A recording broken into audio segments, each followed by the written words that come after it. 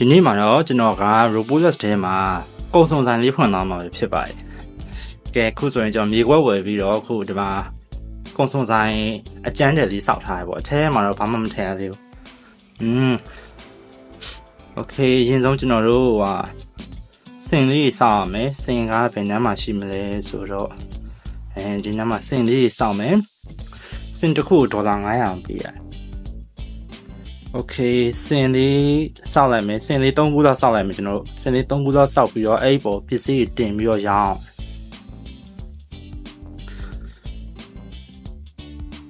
Okay စင်စောက်လို့ပြီးသွားပြီဆိုတော့ကျွန်တော်တို့ငွေရှင်းတဲ့ကောင်တာစောက်မှရမယ်ငွေရှင်းကောင်တာစောက်တော့မှ customer ရဲ့ငွေရှင်းလို့ရမယ်အဲ့နာမှာဒီနားမှာလည်းမသိဘူးဒီမှာကက်ရှာကိုဒီတကားဝနန်းလေးမှာထားလိုက်မယ်ဒါပြောင်းနေရမယ်ဟောဒါအတက်နော်ဟုတ်ပြီကြာရင်ကျွန်တော်တို့ဒါလေးကတော့ထဲမှာပေါ့နော်စင်လေးနဲ့ကက်ရှာလေးနဲ့ဆိုဆိုင်နဲ့တူအဲ့ကဲညဘက်တော့မိုးချုပ်ပါအခုကျွန်တော်တို့ဟိုကတော့ဝယ်မယ်ပစ္စည်းတွေတော့ဝယ်မယ်ရောင်းမဲ့ပစ္စည်းတွေတော့ဝယ်မယ်တော့ဝယ်မယ်နေရာကဒီဂုံးအောက်လေးမှာဆိုဖြက်လန်းသွားမှာကျွန်တော်ကဒီဦးလန်နေရှောက်ပတ်ပြီးတော့စီးနေတော့ဖြက်လန်းနဲ့ကားနဲ့အောက်ကြောက်ထဲကိုခုံချမယ်ကြောက်ထဲကိုခုံချပြီးတော့အဲ့ဒီဟိုဘက်မှာရှိတဲ့loading door ဆိုတဲ့နေရာမှာloading door ဆိုတဲ့နေရာမှာကျွန်တော်ပစ္စည်းတွေတော့တည်မှာပေါ့နော် Okay ဘာရောင်းရင်ကောင်းလဲဆိုတော့အရင်ဆုံးအခုကျွန်တော်မှာရတာကအာလူးကြော်ကြီးမှာထားတယ်အာလူးကြော်ကိုဘယ်လိုလဲအာလူးကြော်အထုပ်တွေအာလူးကြော်ဘူးတွေမှာထားအဲ့ဒါတော့တည်မှာပေါ့နော်ဒီနေရာမဟုတ်ဒါတခြားလူတရားမနေရကျွန်တော်နေရာဟိုနားမှာဟုတ်ပြီ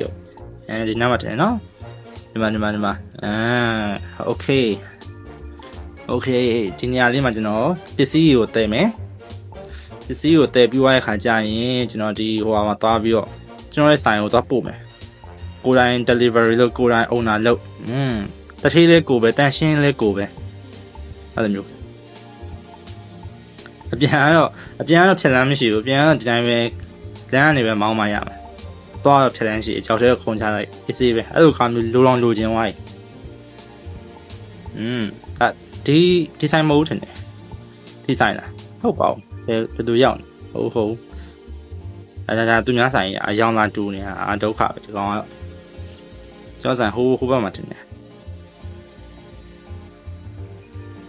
ကျောင်းဆိုင်ဟိုဘက်လမ်းစုံရောက်ရင်ကျွန်တော်ဘယ်ကွေ့ရမှာဒီကောင်ကညာဘက်မှာ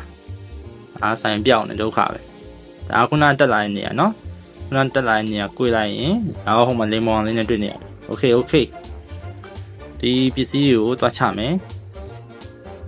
ဟိုဘက်ကိုရောင်ထဲမှာထည့်စီးရီ Okay ကိုရောင်ထဲမှာထည့်လိုက်မယ်ထည့်ပြီးတော့ရှင်ဒီပစ္စည်းတွေကိုဒီဆိုင်ထဲမှာထည့်မယ်နော်ဆိုင်ထဲမှာထည့်ပြီးတော့စစ်လေးထားမယ်အဲ့ဒါမှ customer တွေကောင်းမွန်ဝယ်လို့ရမှာဆိုင်ထဲမှာပစ္စည်းတွေသွားစီမယ်ဒါမှားတဲ့နေရာကြီးဟုတ်ပြီမစီမယ်ဒါကအာလူးကြော်အထုပ်တွေပါအားတော့အာလူးကြော်ဘူးဝယ်လာ2မျိုးပဲရှိသေးတယ်အာလူးကြော်အထုပ်နဲ့အာလူးကြော်ဘူးနဲ့ဒါပဲရှိသေးတယ် Okay ဒါဆိုရင်တော့စရောင်းလို့ရပြီကဲခုဆိုရင်တော့အာလူးရဲ့ကုံစုံဆိုင်လေးစဖွင့်ပါပြီခင်ဗျာရောင်ကြီးဆိုင်စဖွင့်တာနဲ့မှာ customer တွေရောက်လာကြလာနော်မိုက်ဝယ်ထားအခုဝယ်နော်အကုန်အများကြီးဝယ်နော်ကိုတို့ပထမဆုံး customer တွေဆိုဒီမှာတဘိုင်းလိုချင်တယ်သူကအသေးလိုချင်တာပဲ289ချက်ပူအောင်ဝယ်မှာဒီကောင်မှဝယ်ဖို့ဟာရမရတော့အသေးတင်ရမယ်နောက်ပိုင်းပတ်စံနေအများကြီးရလာတဲ့ခါကျရင်အသေးလည်းရောင်းမယ်အသေးဆိုတော့ဒီအသေးနောင်ပြောနော်Okay နည်းနည်းကျွန်တော်ရှစ်ပြီးတော့ဖြစ်လိုက် Okay ခုစံတော့ပစ္စည်းတော့ဝယ်နေပါပြီထပ်ပြီးတော့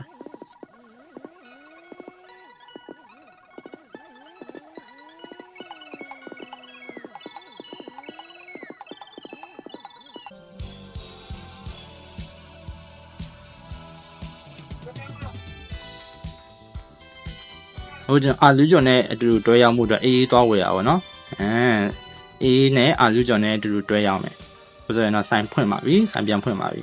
မိသားစုလားမသိဘူးဩဇာကြီးလာကြခလေး3ယောက်နဲ့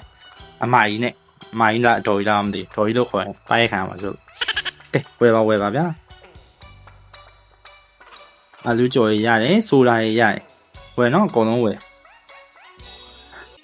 နောက်ပိုင်းကျရင်ဒီကိုယ်တိုင်စောင့်ကြရမှာလို့ဆန်အလုပ်သမားငှားလို့ရတယ်ကျွန်တော်ပတ်စံတိတ်မရှိသေးလို့အလုပ်သမားမငှားဘဲနဲ့ကိုယ်တိုင်လုပ်နေနောက်ပိုင်းကျရင်အလုပ်သမားငှားပြီးတော့ဒီဟိုပါဦး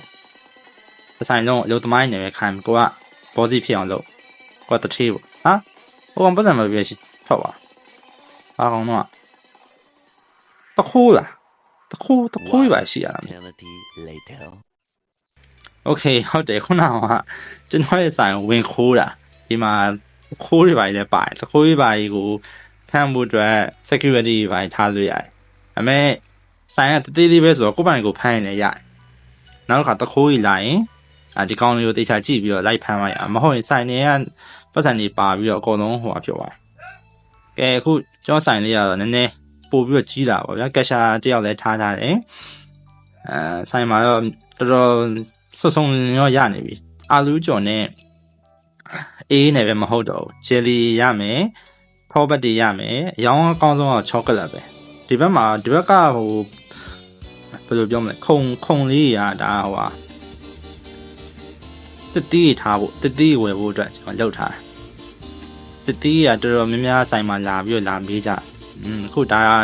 ခုကျွန်တော်တတိသွားယူနေရတတိယူပြီးသွားရင်ဆိုင်မှာရောင်းလို့ရပြီတတိကလည်းစောင်းအောင်တင်မှရမှာစောင်းအောင်မတင်လို့မရဘူးစောင်းအောင်မတင်ဘူးဆိုရင် customer တွေကမကြိုက်ကြအောင်တတိ10မျိုးရှိရင်အကုန်လုံး10မျိုးလုံးဆိုင်မှာတင်ထားမှရခုဆိုရင်တော့စောင်းရည်ရောက်သွားလားမသိနော်ဂိမ်းနားမှာနှင်းနေကြာပြီးဖွေးနေတာโอเคခုဆိုရင်တော့တတိဝယ်လာပါပြီဒီမှာတတိအခုတရားဝယ်လာဒါတော့ဘယ်လိုပြောမလဲဒါတော့โอเคဆိုတာက28ဘူးအပြည့်ရှိရယ်ဆိုတာကတတိထည့်မယ်ဆိုတော့ဟိုဘက်မှာ6ခုဒီဘက်မှာ6ခုဒီဘက်မှာ2ခုဆိုအလုံးပေါင်း10မျိုးတတိ10မျိုးပန်းသီးထည့်မယ်တိုမတိုထည့်မယ်ဒီကောင်ကလိမ္မော်သီးဒီကောင်ကစပစ်သီးမဟုတ်ပါဘူးကောင်ကဖရဲသီးစပစ်သီးကောင်ကဘနာနာပန်းသီးဒီကောင်ကနနက်သီးโอเคတတိရပြီဗျာနောက်ပြီးတော့ကန်ဒီရောဝယ်ရလာ E လားဟုတ်တယ်ဒီချောကလက်ကဒီဆိုင်မှာလူကြိုက်အများဆုံးပဲချောကလက်တောက်ဝယ်လာအောင်ချောကလက်ကလုံးဝကုန်လုံးမဖြစ်အခုတော့မှတော်တော်နည်းနေပြီချောကလက်ကတောက်ဝယ်မှရတောက်ဝယ်လို့မရအောင်အခုဖြက်လန်းဆင်းမယ်โอเคဖြက်လန်းဆင်းပြီးချောကလက်တောက်ဝယ်မှဖြစ်ပါတယ်နောက်ပိုင်းကျရင်ကိုမသွားခြင်းတဲ့ခါကျရင်ဒီ driver ဘိုင်ငှားထားလို့ရ driver ဘိုင်ငှားထားရင်ကိုယ့်ဘိုင်ကိုကားမောင်းပြီးသွားကြမလို့သူတို့ဘိုင်လည်းသူတို့သွားယူတယ်ဆိုင်ကိုလာပို့ပေးတယ်အဲ့လိုဟိုကကျွန်တော်ဆိုင်တိတိလေးပဲဆိုတော့ကိုယ့်ဘိုင်ကိုပဲရုံးကန်နေရပါဗျာ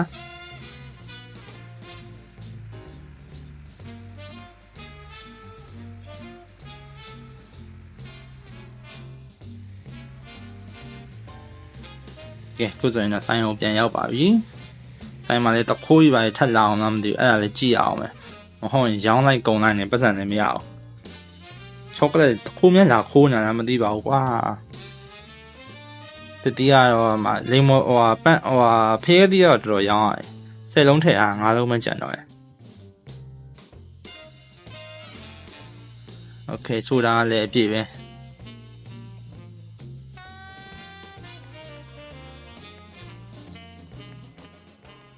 peanut butter အဝယ်ရ peanut ဒီဆိုင်မှာနော်ဒီ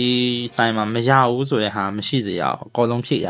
မကြည့်လိုက်အကုန်လုံးပြည့်ပဲနော်မိုက်ကလည်းတိန်းအောင်အထွေထွေလောက်သားဖြစ်နေဘောစီမဟုတ်အထွေထွေလောက်သားဖြစ်နေဖရဲတီးပါနော်ဖရဲတီးကကြောက်တုံးနေကြညာပဲโอเคလိုက်ကြည့်ရတခိုးတွေ့ရင်ဖမ်းရမယ်ကောင်းတယ်ငါဆိုင်ကိုလာပြီးတော့ရဆဆရကောင်းပါကောင်းတယ်ဟုတ်တယ်ဝယ်ပါကိုကြီးကြည့် ဒီကောင်ဟိုကောင်တခုလားဟုတ်ပါဘူး 1 hour later အခု3ရက်မြောက်နေ့ဖြစ်ပါတယ်ကျွန်တော်ဆိုင်လေးကိုဖွင့်တာ3ရက်မြောက်နေ့3ရက်မြောက်နေ့မှာဆိုင်လေးကတော်တော်လေးကိုရောင်းအားကတော်တော်လေးကိုကောင်းလာတယ်လို့တခိုးတွေကလည်းလာပါတယ်တခိုးတွေလာပါအခုတည်းကတခိုးတွေကိုကိုယ်ပိုင်ကိုမဖမ်းမိသေးဘူးဖမ်းမိရဲ့ခါကျရင်ပြတော့ဒီဆိုင်လေးကအနောက်ကိုထပ်ချစ်လိုက်တယ်အနောက်ကိုနည်းနည်းမြည်ဝယ်ပြီးတော့ဆိုင်ကိုအနောက်ကိုနည်းနည်းထပ်ချစ်လိုက်ပြီးတော့တတိတန်းကိုအနောက်မှာထားလိုက်တယ်တတိတန်းတက်အရှိမကြတော့ချောကလက်တို့အာလူကျော်တို့ဆိုတာတို့ထားရမယ်နောက်မှာတတိတန်းနည်းနည်းကျေသွားပါမဟုတ်ရင်ပြုတ်သိပ်ပြီးဆိုင်ထဲမှာအများကြီးဖြစ်နေပတ်စံနဲ့ဆုပ်ပြီးတော့ဟိုဘက်အေလေးကိုဝယ်ပြီးတော့ဆိုင်အောင်ထပ်ပြီးတော့တိုးချစ်လိုက်တာပေါ့ဗျာဆိုင်ကတော့အမြဲတမ်းဟိုပစ္စည်းရလိုနေရမယ်ရောင်းတယ်ပတ်စံရတယ်ပစ္စည်းတော့ဝယ်ကုန်သွားရင်အဲ့လိုမျိုးတိုင်ပတ်နေတာခြားရမှာတခိုးရလာခိုးတယ်အခုဆိုရင်တော့ပန်းသီးမပေါ့ဒါဟိုဘနာနာဒီကောင်ကလေမွန်သီးပိုင်းအပယ်ဖြည့်ရမယ်ဖြည့်ရမယ်ဒီကြရင်ချောကလက်ကကုန်နေဟေးချောကလက်ထောက်ဝယ်အောင်မယ်chip ဝါစစ်တူဘူးနဲ့ထည့်ထားတဲ့ chip okay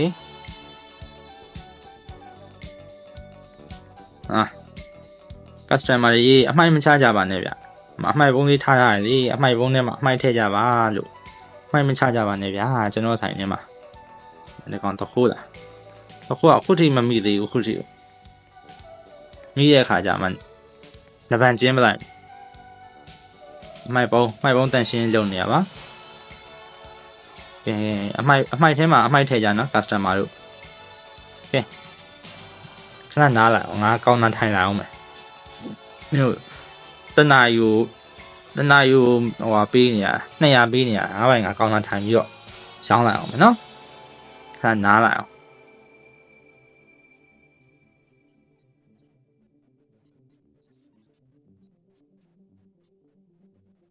โอเคဝယ်ကြပါများဝယ်လေများကြိုက်လေပဲ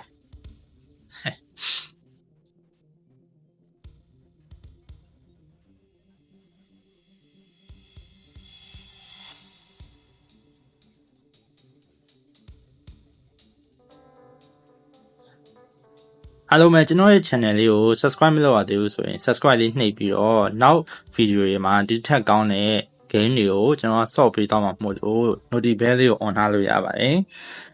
ဒီကောင်လေးကိုလည်းဒီထက်ပို့ပြီးတော့ဒီ game လေးကိုထပ်ပြီးတော့ကြည့်ကျင်သေးရဆိုရင် comment မှာ episode 2ဆိုပြီးတော့နှိပ်ခဲ့လို့ရပါတယ်ဝယ်ကြပါကိုကြီးတို့ဒီကောင်နဲ့အုပ်စုလာကြည့်လားဟဲ့ဟိုမှာဝင်သွားပြီလို့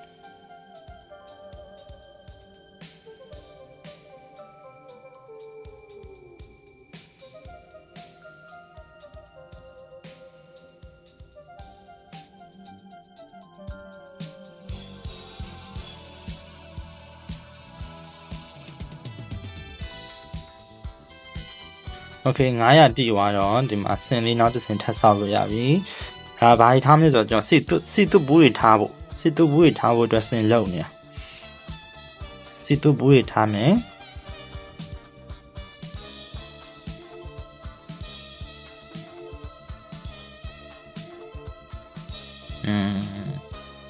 โอเคရေကတောက်ဒီဘက်ကိုပြောင်းလိုက်ပြီးတော့ဆင်ကိုနောက်ဆင်ကိုကျမ်းမှထားလိုက်โอเค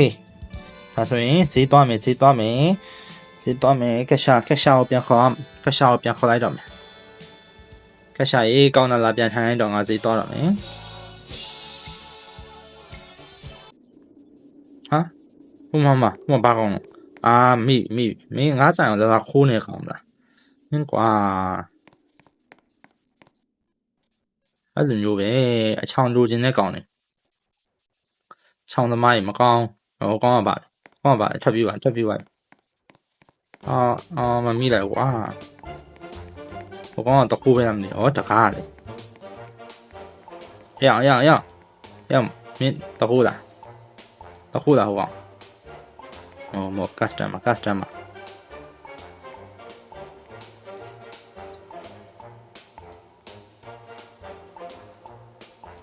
တခုစောင့်ကြည့်နေရနောက်ဆိုရင်ဒီ security ဘာထားမှရမယ်ကဲကရှာကြီးဒါပြန်ထိုင်လိုက်တော့ 1 hour later. ကျွန်တော်အခုတခိုးကြီးများလာဆိုကျွန်တော်ဆိုင်မှာ security ဦးလေးတယောက်ကိုခန့်ထားပါတယ် security ဦးလေးကတော့ဟိုကြည့်တီချင်းနဲ့လိုက်ပြီးတော့အပင်ကလည်း customer ရဆိုရင်လိုက်ဖမ်းဖို့အတွက်အမှရှေ့မှာဟိုကြည့်တီချင်းလုပ်နေပါတယ်ဆိုင်မှာလည်းပစ္စည်းကနည်းနေပြီဆိုတော့ပစ္စည်းတောင်းရမှရမယ်ကဲအသေးနှံတွေကိုဟော30ဆိုရင်တော့ဆင်ပြေလားမသိ30ဆို300 okay ခုဆိုရင်တော့ပန်းသီးလိမ်မော်သီးဝယ်တာပဲဖြစ်ပါတယ်။တိုင်းမှာပစ္စည်းကတော်တော်နည်းနေပြီ။ဒါစပစ်သီးထည့်မယ်။ pineapple လည်းနည်းနေပြီနော်။ pineapple ထည့်မယ်။ဖရဲသီးထည့်မယ်။ဖရဲသီးဖြည့်မယ်ပြီးကြရင်ကုန်သွားပြီကွာစီးယူပဲ။ချောကလက်ကတော်တော်ရောင်းရတယ်ပဲချောကလက်ကဖြည့်စီရမရှိသေးဘူးချောကလက်တောက်ရမယ်။ချောကလက်တောက်ဝယ်ရမယ်ဒါတော့စီတူဘူးတွေအရင်ဖြည့်လိုက်အောင်မယ်စီတူဘူးတွေအကုန်လုံးပြည့်သွားအောင်လို့မဟုတ်ရင် customer ရေဝယ်ချင်တာဝယ်လို့မရပဲနေဒီဖြက်လန်းတော်တော်ဆိုးရဖြက်လန်းပဲ okay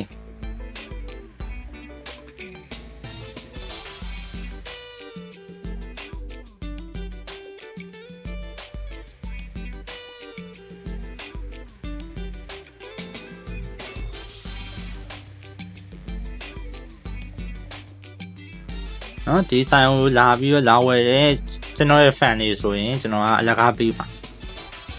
အလကားယူကြိုက်တာယူစိတ်ကြိုက်ယူအဲ့လိုမျိုး subscribe လုပ်ထားတဲ့လူဆိုရင်ပို့ပြီးတော့လက်ဆောင်တွေထည့်ပေးလိုက်အောင်အဲ့တော့ subscribe လေးကိုနှိပ်ပြီးတော့ဒီဆိုင်မှာလာဝယ်လို့ရပါတယ်ကြိုက်တာလာဝယ်ပါလကားပေးမှာပါ subscribe လုပ်ထားတဲ့ကျွန်တော် fan တွေဆိုရင်ကြိုက်တာဝယ် fan ဒီဝယ်မလားလိမ်မော်ဒီဝယ်မလားစိတ်ကြိုက်တာဝယ်လို့ရတယ်ဒါဆိုရင်စီတူဘူးတွေထည့်မယ်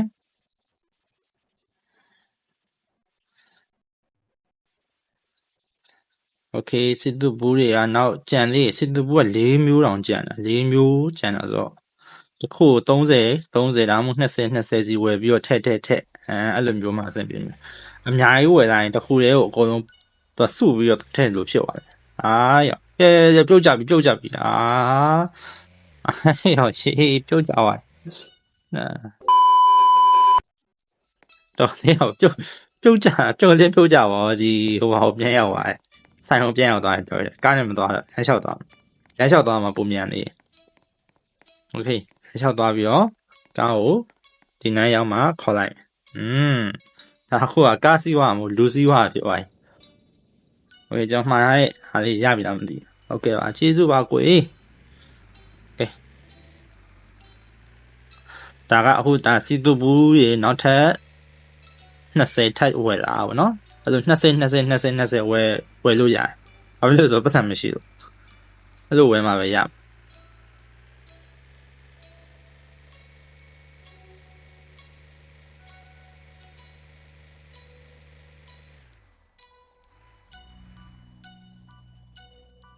โอเคဖြည့်မယ်စီတူဘူးတွေဖြည့်မယ်โอเคဒါဟိုဟာစစ်တုဘူးတွေကိုဘူးထဲမှာထည့်ထားတဲ့ကြာရှည်ခံအောင်ထည့်ထားတဲ့တင်းနှံတွေပေါ့ဗျာခုနောက်တစ်ခုတောင်းရမယ်ခုစစ်တုဘူးထဲမှာထည့်ထားတဲ့စွပ်ပြုတ်လည်းရပြီအသီးလည်းရပြီခုနကဆိုကြောက်အောင်မယ်တော်သေးရပေါ့ဆရာကြီးဖြစ်သွားပြီခုတော့ဆရာကြီးဖြစ်သွားပြီကဲကိုကြီးလာပြန်ပြီကမောင်းနှေးနေဒါပေမဲ့ဒီကားကလည်း upgrade လုပ်လို့ရတယ်ပတ်စံရှိလို့မျိုးကားအကြီးရ truck ကားကြီးဝယ်လို့ရတယ်မဟုတ်ရင်နည်းနည်းလေးတည်လိုက်ဆိုင်ကိုသွားလိုက်နေဆိုရင်ချင်းကုန်တယ်ပေါ့နော်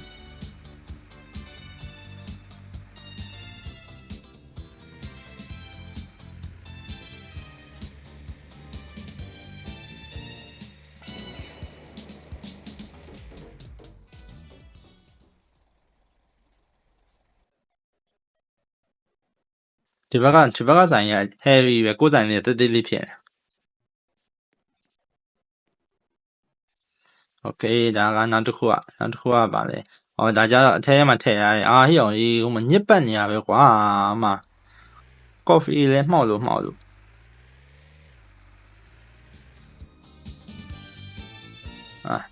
တန်ရှင်းတရားတော့ခေါ်မှဖြစ်မယ်မဟုတ်ရင်ဆိုင်ညစ်ပတ်ပြီးတော့လူလာမှာမဟုတ်တော့ခု chocolate တောင်းဝင်နေအဲ့ရောကြီးကြောက်အောင်မယ် chocolate တောင်းဝင်မှာပါ chocolate ကဒီဆိုင်ရဲ့ရောင်းအကောင်းဆုံး number 1ဖြစ်ပါတယ် chocolate တွေဝယ်ပြီးတော့ကောင်မလေးတွေမြန်ပေးနေကြတာမသိပါဘူးအခုကျွန်တော် video ကိုကြည့်နေတဲ့ fan တွေဆိုရင် chocolate လာဝင်ကျွန်တော်လက်ကားပေးမယ် fancy လေးပါတစ်ခါလေးလုပ်ပေးလိုက်အောင် Okay ကိုယ်စံတော့ chocolate ကိုဝယ်လာပြီးတော့ဆိုင်ကိုတော့ပြန်ပို့မှာဖြစ်ပါတယ်ကျွန်တော်အခုဆိုင်ပိုင်ရှင်နဲ့မတူတော့ delivery သမားဖြစ်နေဆိုင်ပိုင်ရှင်မဟုတ်တော့ delivery သမား Okay ရပါတယ်ဘာပဲဖြစ်ဖြစ်ကိုယ်ဆိုင်ဆိုတော့ကိုယ်ပိုင်ကိုလောက်အောင်ပါပေါ့အားရောအရှိမမှောင်နေပြီလို့ chocolate ကအကုန်လာပဲအဲ့ရောဆိုင်ညစ်ပတ်နေရပဲတန်ရှင်းလောက်အောင်မယ်ဆိုင်အောင်မကြည့်အောင် coffee လည်းမှောက်လို့ဒါက restocker ဆိုတာကဒါဟောဆိုင်မှာပစ္စည်းကုန်သွားရင်ထပ်ပြီးတော့ဖြည့်မဲ့လို့ပေါ့နော်အဲ့လိုလူတယောက်တော့ငှားလာကြည့်မယ်ပုံစံလေးကပြုံးရွှင်နဲ့ရှိမှရ restocker ဆိုတာ customer နဲ့ diet မဟုတ်ဘူးဒီဘက်လေးမစိုးဒီဘက်လေးကိုခန့်လိုက်တယ်ငါပစ္စည်းကိုတောင်းယူပြီးရင်မင်းကပစ္စည်းတွေဒီမှာစီးပြီးညစ်ပတ်နေရပါကွာဒီ customer ရတော့ကိုမ driver ဖြစ်လိုက်တန်ရှင်းဖြစ်လိုက်ဒုက္ခရောက်လို့တတိကိုလည်းအားပေးကြနေဟာခုနမှဖြေဟာမရှိတော့ဗျာကဲရှင်းဟေးအမိုက်ဘောပြည့်နေလားမသိပါဒီတော့ဝယ်အောင်ကဲ90ဝယ်မှာကွာနှစ်ချက်ပဲကျန်တော့ပြင်မှာဒီဆိုင်ဖွင့်ရင်တော့မွဲမှာပဲကဲကိုယ်ဆိုရင်တော့ driver လေးသွားပါပြီ driver အာလူလေးပါဟေးဘယ်လိုဖြစ်တာလဲလို့လုံးချပါအောင်ဒုက္ခပဲကောက်ကလင်းကြပြီးတော့မှတော်သေးရောပေါ့ပြင်မှာဆိုရင်ပြန်အောင်ထိုင်မှာမို့တော့ Okay ကိုကြီးကျွန်တော်မှားထားတဲ့အသီးလေးလာယူရပါပန်းသီးတို့လိမ္မော်သီးတို့ပြောပါတယ်ကိုယ်ဆိုရင်တော့ပြန်သွားနေပါပြီဆိုင်အောင်ကမောင်းတော်နှီးရမကောင်းအေးမိုင်းနဲ့တအောင်ပြကုန်ပြီလောက်ပါအောင်ဘယ်လိုဖြစ်လို့တော့ဝန်ထမ်းစိတ်ပေးရတယ်နဲ့ဝန်ထမ်းစိတ်မိုင်းနဲ့ဒီပြကုန်ဆိုင်တဖြည်းဖြည်းနဲ့ဆိုင်ဒီဝါလီခံရတော့ကဲခုဆိုရင်တော့ဒီမှာတတိရောက်လာပါပြီတတိကဲ restocker လေးဖြည့်မယ်တတိကိုယ်ကနေပဲဖြည့်လိုက်ပါကဲဖြည့်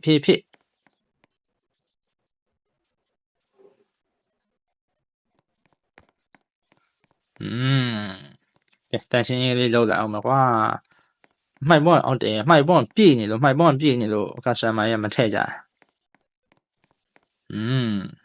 ဆိုင်လေးကပစ္စည်းလေးပြည့်သွားပြီမဆိုးပါဘူး